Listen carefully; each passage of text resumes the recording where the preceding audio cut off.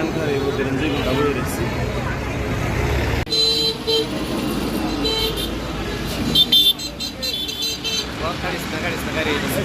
কত কষ্ট এটা গাড়ি নিয়ে আমরা মাত্র 14 ফিট জায়গা রাখছে হাইওয়ে রোড কত 1-200 তোমার নাম কি শরীফ ঠিকানা তোমার বাড়ি কই